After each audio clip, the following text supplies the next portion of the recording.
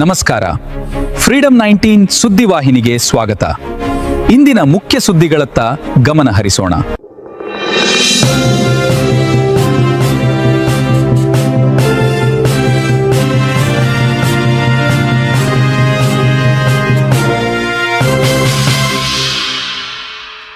ನಮಸ್ಕಾರ, ನೀವು ನೋಡ್ತಾ ಇದ್ದೀರಾ ಫ್ರೀಡಂ 19 ನ್ಯೂಸ್ ಚಾನೆಲ್.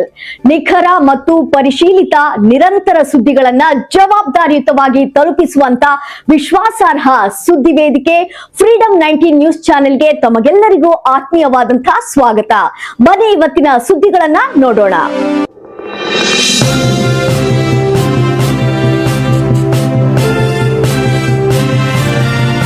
ಶಿವಂ ಅಸೋಸಿಯೇಟ್ಸ್ ಪ್ರಕರಣಕ್ಕೆ ಬಿಗ್ ಟ್ವಿಸ್ಟ್.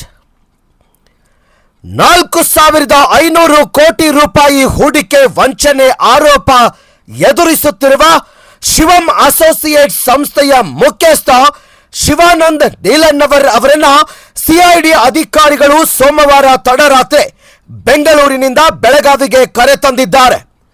ಬೆಳಗಾವಿಯ ಮಾಳ್ಮಾರುತಿ ಪೊಲೀಸ್ ಠಾಣೆಯಲ್ಲಿ ಶಿವಾನಂದ್ ನೀಲನ್ನವರ್ ಅವರನ್ನ ತೀವ್ರ ವಿಚಾರಣೆಗೆ ಒಳಪಡಿಸಲಾಗುತ್ತಿದ್ದು, ನ್ಯಾಯಾಲಯ ನೀಡಿದ್ದ 10 ದಿನಗಳ ಸಿಐಡಿ ಕಸ್ಟಡಿ ಅವಧಿ ಮೇ 27ರಂದು ಅಂತ್ಯಗೊಳ್ಳಲಿದೆ.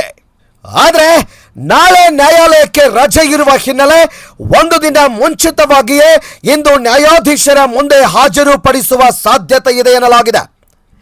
ಇದಕ್ಕೂ ಮೊದಲು ಶಿವಾನಂದ್ ನೀಲನ್ನವರ್ ಅವರನ್ನ ಸರ್ಕಾರಿ ಆಸ್ಪತ್ರೆಗೆ ಕರೆತಂದು ವೈದ್ಯಕೀಯ ಪರೀಕ್ಷೆ ನಡೆಸಲಾಗಿದೆ.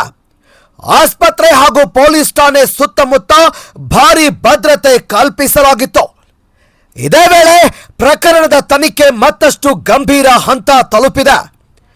ಪ್ರಕರಣಕ್ಕೆ ಸಂಬಂಧಿಸಿದಂತೆ ಶಿವಾನಂದ್ ನೀಲನ್ನವರ್ ಪತ್ನಿ ನಟ ಆರ್ ಅಭಿಲಾಷ್ ಹಾಗೂ ವ್ಯವಹಾರ ಪಾಲುದಾರ ಸುಭಾಷ್ ಅವರಿಗೆ ಸಿಐಡಿ ನೋಟಿಸ್ ಜಾರಿಗೊಳಿಸಿತ್ತು. ತನಿಖೆಗೆ ಹಾಜರಾಗುವಂತೆ ಸೂಚನೆ ನೀಡಿದ್ದ ಹಿನ್ನೆಲೆಯಲ್ಲಿ ಮೂವರು ಇಂದು ಮಾಳ್ಮಾರುತಿ ಪೊಲೀಸ್ ಠಾಣೆಯಲ್ಲಿ ಸಿಐಡಿ ಅಧಿಕಾರಿಗಳ ಮುಂದೆ ಹಾಜರಾಗಿದ್ದು, ಮಹತ್ವದ ಮಾಹಿತಿ ಕಲೆ ಹಾಕಲಾಗುತ್ತಿದೆ. ಹೂಡಿಕೆದಾರರ ಸಾವಿರಾರು ಕೋಟಿ ರೂಪಾಯಿ ಹಣ ದುರುಪಯೋಗವಾಗಿದೆ ಎಂಬ ಆರೋಪದ ನಡುವೆ ಸಿಐಡಿ ಇದೀಗ ಐಷಾರಾಮಿ ಆಸ್ತಿಗಳ ಮೇಲೂ ಕಣ್ಣಿಟ್ಟಿದೆ. ಹೂಡಿಕೆದಾರರ ಹಣ ಬಳಸಿ ಖರೀದಿಸಲಾಗಿದೆ ಎನ್ನಲಾಗುತ್ತಿರುವ ಕೋಟ್ಯಾಂತರ ರೂಪಾಯಿ ಮೌಲ್ಯದ ಡಿಫೆಂಡರ್, ಮರ್ಸಿಡಿಸ್ ಬೆಂಜ್ ಹಾಗೂ ವೆಲ್ಫೈರ್ ಕಾರುಗಳನ್ನು ಜಪ್ತಿ ಮಾಡುವ ಪ್ರಕ್ರಿಯೆ ಆರಂಭವಾಗಿದೆ ಎಂದು ಮೂಲಗಳು ತಿಳಿಸಿವೆ. ಒಟ್ಟಾರೆ ರಾಜ್ಯದ ಗಮನ ಸೆಳೆದಿರುವ ಶಿವಂ ಅಸೋಸಿಯೇಟ್ಸ್ ಬಹುಕೋಟಿ ವಂಚನೆ ಪ್ರಕರಣ ದಿನದಿಂದ ದಿನಕ್ಕೆ ಹೊಸ ತಿರುವು ಪಡೆಯುತ್ತಿದ್ದು, ಸಿಐಡಿ ತನಿಖೆಯಲ್ಲಿ ಇನ್ನಷ್ಟು ಸ್ಫೋಟಕ ಮಾಹಿತಿ ಹೊರಬೀಳುವ ಸಾಧ್ಯತೆ ಇದೆ.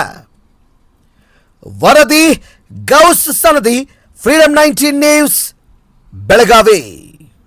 ಇಂದಿನ ಪ್ರಮುಖ ಸುದ್ದಿಗಳು. ಕರ್ನಾಟಕದ ಪ್ರತಿಯೊಂದು ಮೂಲೆಗೂ ನಿಖರ ಮತ್ತು ಪರಿಶೀಲಿತ ಮಾಹಿತಿಯನ್ನು ಜವಾಬ್ದಾರಿಯುತವಾಗಿ ತಲುಪಿಸುವಂತಹ ಪ್ರಯತ್ನದಲ್ಲಿ ನಾವು ಸದಾ ನಿಮ್ಮ ಜೊತೆ. ಫ್ರೀಡಂ 19 ನ್ಯೂಸ್ ಚಾನೆಲ್ನ ವೀಕ್ಷಕರಿಗೆ ಧನ್ಯವಾದಗಳು.